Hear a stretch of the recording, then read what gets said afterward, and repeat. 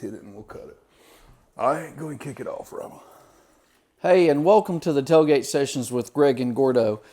And currently, you can see we're coming from a top secret, undisclosed location because we have not secured a pickup truck yet to do these on a tailgate.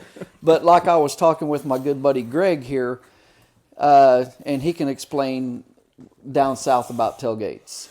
Yeah, one of the things, and if you're from the South, you realize you learn a lot more on a tailgate sometimes than you learn in a classroom. You learn a lot about life, and as somebody who teaches, and I guess I'm old enough now to have taken a few young bucks to the tailgate. There are things I'll tell you on a tailgate that I won't tell you in a classroom. Things that more that are closer to real life. That's the spirit of this, actually, guys. And that was one thing we wanted to clarify as we went through here. I know everybody online scrutinizes everything. There's going to be a ton of stuff in the comments. That's fine.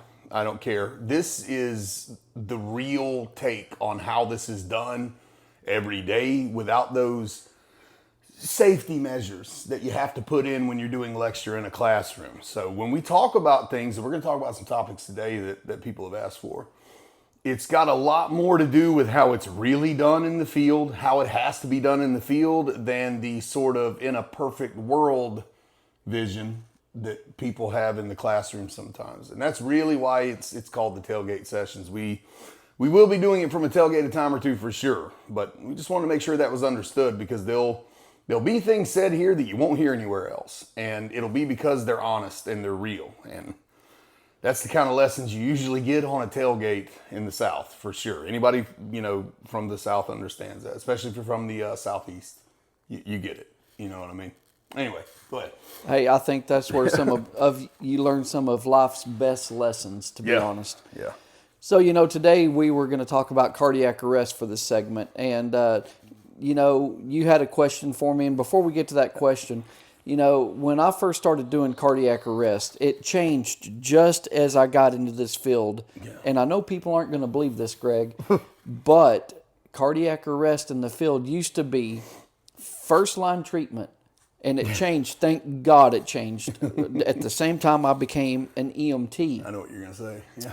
Mass trousers. Yeah. And an IV and 2 amps of sodium bicarb. And the belief was, as you know, mass trousers, which do not work in my opinion, but mass trousers would push all that blood flow up to the core. No. And then they were in acidosis was the thought process. Mm-hmm. So let's get them out of acidosis immediately by giving them 2 amps of bicarb. Right. And what that did, however, first off, mass trousers didn't work. Not for that. No, not for that. And then the 2 amps of sodium bicarb took them from respiratory acidosis into metabolic alkalosis, which you killed them. Yeah, you can't. You can't facilitate chemical exchange. A good axiom to remember, guys, and I know this gets into the sciencey bit of it, but your body demands 3 conditions. It will not negotiate on these 3 conditions. Everything has to happen at a certain temperature, a certain pressure, and a certain pH. There is no negotiation on this in terms of the actual chemistry of it. That whole 7.35 to 7.45, that is a tiny window in terms of whether you're acidotic or alkalotic. And even within that, we'll see drugs, medicines, norepinephrine begin to work differently as the pH shifts. That homeostasis thing they told you about is very important. It is non-negotiable. And for a long time, the very first thing we did was change it, was screw it all up. Hey, and you can't get mad at them. That was the best idea we had. That was the science. Theories in cardiac arrest are almost impossible to reliably test. There's just too many variables. I totally agree. So then we went, when I first became an EMT, to you would immediately start CPR, put them on the monitor. If they were in VFib, you would stack 3 shocks immediately. And 3 sets of 3 stack shocks. Oh, man. Oh, yeah. And then, we all like mnemonics. Yep. Our mnemonic back then was every little boy loves Santa. Mm-hmm. So epi-lidocaine or beryllium, then lidocaine, and then sodium bicarb. And we focused more on energy back then and intubation, because intubation was before an IV And our second segment today, we're going to do innovations. But Yep. they thought that was the gold standard. As we've learned, it is not. However, another mnemonic, naval, Narcan, atropine, Valium, epinephrine, lidocaine, you could give those down the tube. So we were drowning our cardiac arrest patients Oh, yeah. because we would get an intubation, and then we would run epi down that tube, we would run lidocaine down that tube, and you'd have to hurry up and get the ambu bag on, or the BVM as they call it today, Yeah. and start hyperventilating them, because if not, that fluid was popping back out of the tube with every compression. Of course, now we know that hyperventilation, it decreases that, it changes that thoracic pressure and makes our compressions less effective. So the drugs down the tube thing it was always a terrible idea, I suppose. But these are the kinds of things that you only really are able to figure out in retrospect, But I remember that 3 sets of 3 stack shocks. So imagine, flipping on a monitor, they're in V-fib, and you're going to shock them 9 times before you did the first compression. And that was a standard of care. And this is one of the reasons, especially online, when somebody gets in the comments and they start citing, AHA data to me like it's the law. And it's like, all you really told me was you're new, because I've seen this change so much. So, how would you, comparing a cardiac arrest to the first one you ran to the last one you ran, the changes of that, they barely even compare one to the other, how much they've changed. Yeah. And, back then I was going to say it looked like Clark Griswold on Christmas Vacation when he flipped the lights on. We lit people up, and it didn't work. No. Then we went to high-dose epi studies, and as you know, we can give a rocket pulse with enough epi, but we decreased the cerebral perfusion, and we would get them back, but they would be brain dead. Yeah, people don't really take that into account either. When you're running a cardiac arrest and you're dropping, that epi every 3 minutes, you pump more epinephrine into a person than they make in a month. You know what I mean? And you do it all at one time in 20 minutes, or whatever the protocol is before you can call it. That's how most people run cardiac arrest. Unfortunately, they don't guide care. Which brings me to a good point. Something I try to tell people: you should be thinking about the reversible causes of cardiac arrest by the 3rd compression, and that's being generous. Because your amount of time that you have to figure out what this is and reverse it and have anything that's viable in terms of a brain, it's very limited. CPR is a stopgap measure at best. The best CPR in the world moves about 1/3 of the blood that the heart would move anyway. And so this is not someone you can just keep alive at room temperature doing CPR perfectly. So even doing perfect CPR, even if you've got a Lucas or whatever, your time to figure this out and reverse it, if it's reversible at all, is very limited. And that's, one last thing. It takes a tremendous happening to stop a heart. A heart has 4 times the blood supply of any other muscle, pound for pound. So for a heart to stop, it either has to be something, strange, like the line drive to the chest that hits perfectly in the relative refractory period, or tremendous conditions that are not immediately reversible most of the time. So the idea that if you do everything right and they're just going to pop back to life, it's a farce. And so if you're new to this field, if you're watching this because you're just getting into the paramedic end of it and you're running those scenarios, and as long as you do everything right, they live, let that go. I've never had an average of 50-50 on ROSC. I've never been able to say that 1 out of 2 people I ran a code on came back. And in point of fact, I'd say it's closer to 2 out of 10. Well, I had 4 codes last week, and I got ROSC on 3 of them, but I think 1 of the 4 will end up walking out of the hospital, and that's if we're lucky. Mm-hmm. So, you asked if I had the perfect code. Look, I have been fortunate enough on this travel team to see cardiac arrest evolve in such a way that I think that if I was to have my perfect code, here's exactly how it would go.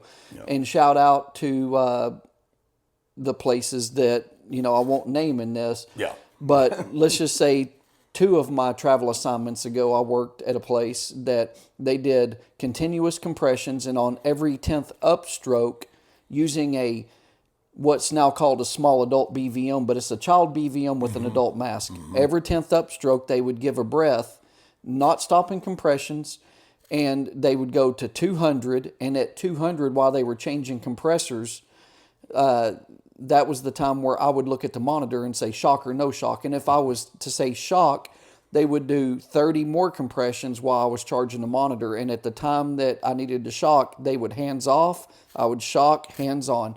We did not have delays more than 3 seconds in that entire cardiac arrest scenario. Yeah. Plus, we were using a BVM with an oral airway, end-tidal CO2.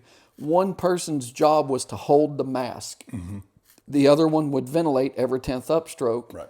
And we were getting end-tidal numbers in the 50s without a pulse, which meant that we were getting that threshold up where we were getting great compressions, and we were not focusing on intubation at all. It was a BLS airway until you decided you were going to transport or you got ROSC, and then you intubated. Yeah, that 10 millimeters of mercury that they say, indicates effective compression, that's a bare minimum. The 10 millimeters of mercury of carbon dioxide that you should see through end-tidal when you're running a cardiac arrest, that's the bare minimum, and here's why. Metabolically, the Krebs cycle's off the table, right? The body's burning sugar, it's burning some oxygen because of the way you breathe. You breathe 10 times a minute in cardiac arrest. That's got more to do with getting rid of the CO2 and stuff that they're making, but CO2 in the body correlates to acid. Think of it that way, okay? Because that carbon dioxide is a byproduct of those bicarbonate ions that the kidneys are giving off. They're doing the chemical reaction that allows that stuff to move out as CO2 pretty much regardless of the type of acid that it is. Now, that's an oversimplification, but it does sum it up pretty well. So to that end, this patient's making a ton of CO2. And what you see coming out is a fraction of what they're actually making. That's one of the reasons why when you get ROSC, what's one of the first things you see? A giant spike in CO2. And it's totally normal after a long cardiac arrest, especially if you get return of spontaneous circulation, to see that CO2 go up over 100. That or 70, 80, I've seen that a ton. That's the reason why. So if you're doing really effective compressions and you've got a pulmonary membrane that is intact, you got blood that is flowing, everything's working good, you should be seeing really good CO2 numbers in the average person, not just 10. 10 is the bare minimum for ACLS. So it's common to see more than that. And if you're doing a really good job and if the patient's in good enough shape to facilitate it, you should see really good CO2 numbers. I would totally agree. And so I guess my perfect cardiac arrest would be continuous compressions, a BVM airway, one person holding the mask, so you're getting continuous feedback on your compressions through your end-tidal. Do not intubate unless you are getting ready to transport or you get ROSC, because as we know, that is not the gold standard. Yeah. Good ventilations can happen. Now, with that being said, if you have a difficult airway where a patient is vomiting or a lot of secretions, you may have to move intubation up in the cycle to seal off that airway and protect your ventilations in your airway. Yeah. Understandable. But we all know that medications are, at best, they believe they could be helpful. And I Possibly. think, yes, and from what I'm hearing in the field, the next big change we could be seeing is no longer 1 milligram of epi, but 0.1, And one question before we wrap this up and let our viewers give us their feedback on what their perfect cardiac arrest would be, what their feelings are, what we've discussed today, is have you heard of the Lazarus effect? I have, actually. Years ago, I wrote a paper on it called the Lazarus Index, and I passed it around a little while. It was pretty interesting take on it, but I'll tell you about that later. We haven't talked about that. It's complicated, you know what I mean? As is most of the shit I pull out of the hat. Well, what I'll share with our viewers is the Lazarus effect. We are seeing people that we call in the field, not myself, not Greg, but our industry as a whole. There are cases where they have called a patient and 5, 10, 15 minutes later, that patient develops spontaneous circulation and comes back to life.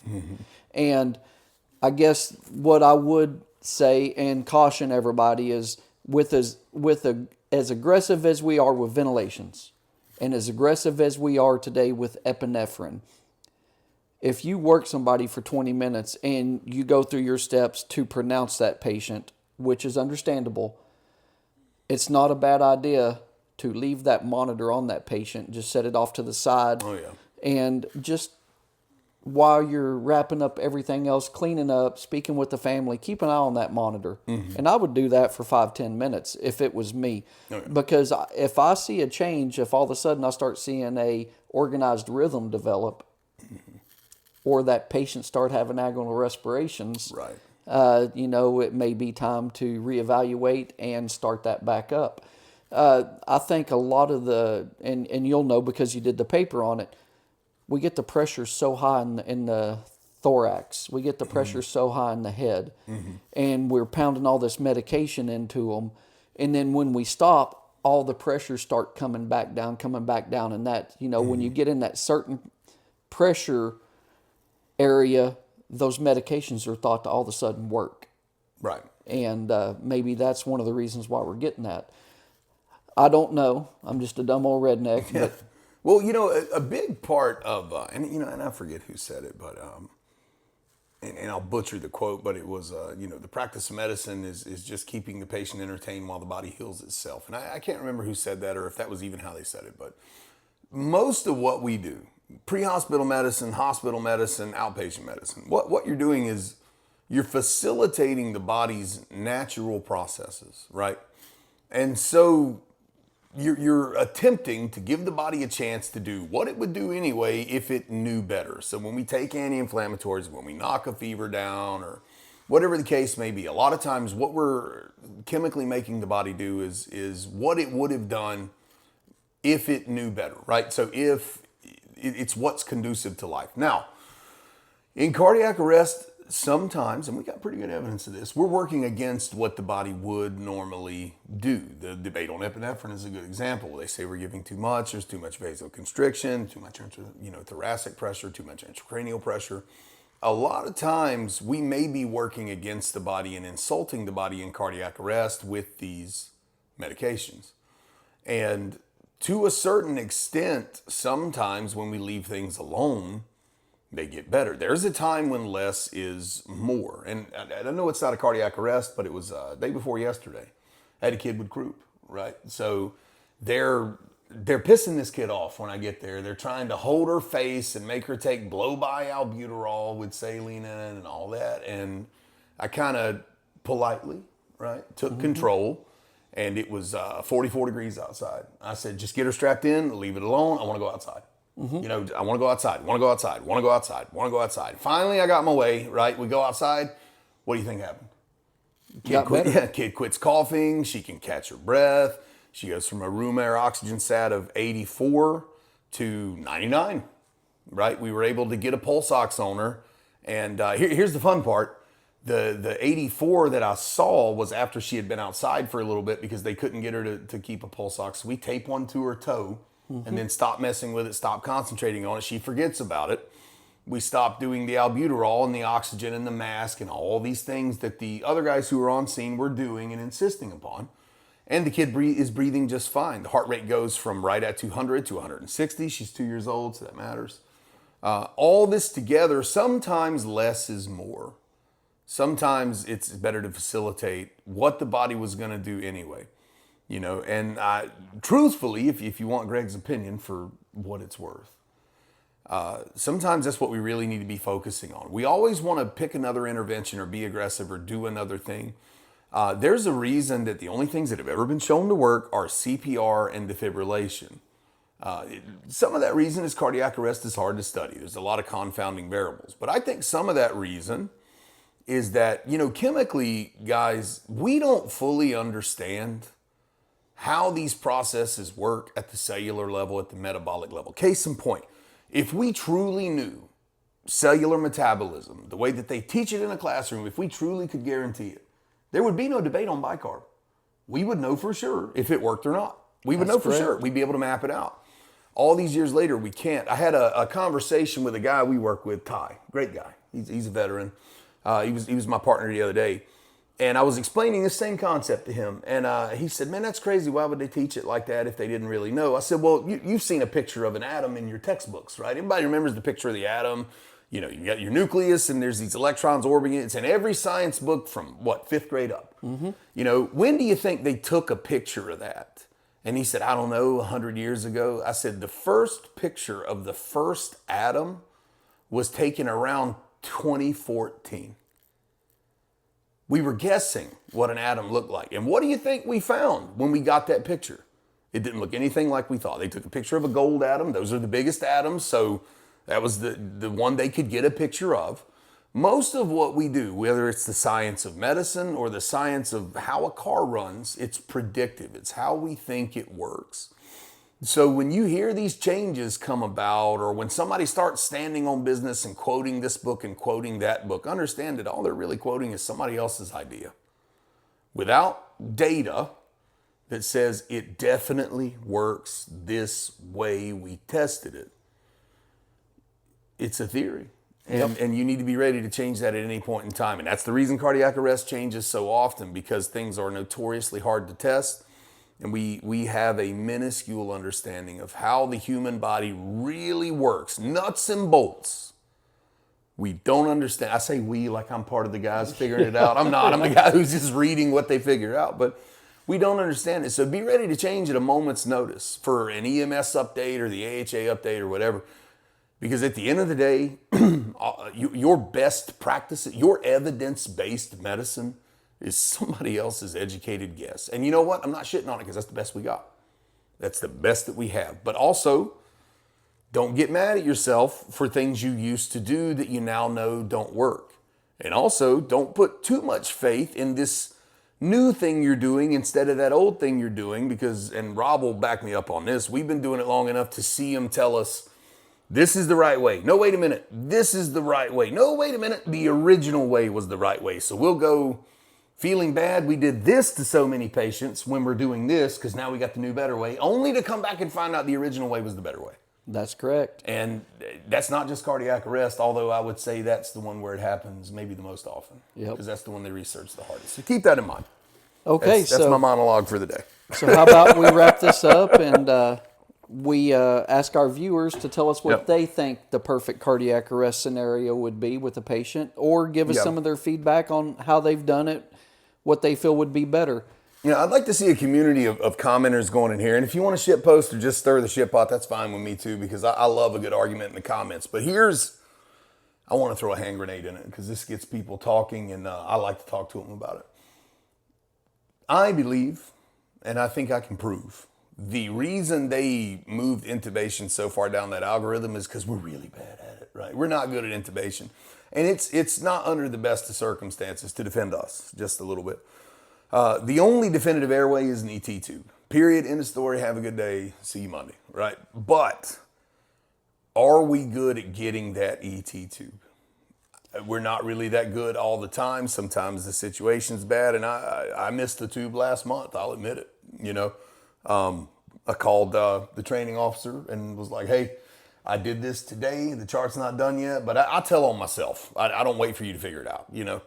I think IVs are better than IOs in cardiac arrest if you can get one. But an IV that takes 15 minutes to get is not as valuable as an IO that takes 1 minute to get. And a tube that takes 5 attempts to get is not as valuable as a king that takes 1 attempt to get, even though the king's not the best airway in the world. And I'll die on this hill. LMA stands for let me aspirate.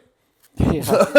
I don't like LMAs. So let's go back to that. First off, I think that when we have a tube in place, it is so easy to ventilate that we get carried away. You see that rescuer up there just going breathe, breathe, breathe, breathe, breathe. Yeah, you're right. Secondly, your IV thing, hey, think about it. The medications we're given to these patients may not be really helping. So if it takes 10 minutes to get a regular IV, maybe we're doing them a better service. Oh, yeah. It's better to have an IO that takes 1 minute than it is to have an IV that takes 15 minutes. Well, no, what I'm saying is if we can't get an IV for 10 minutes, at least we're not loading them up with epi.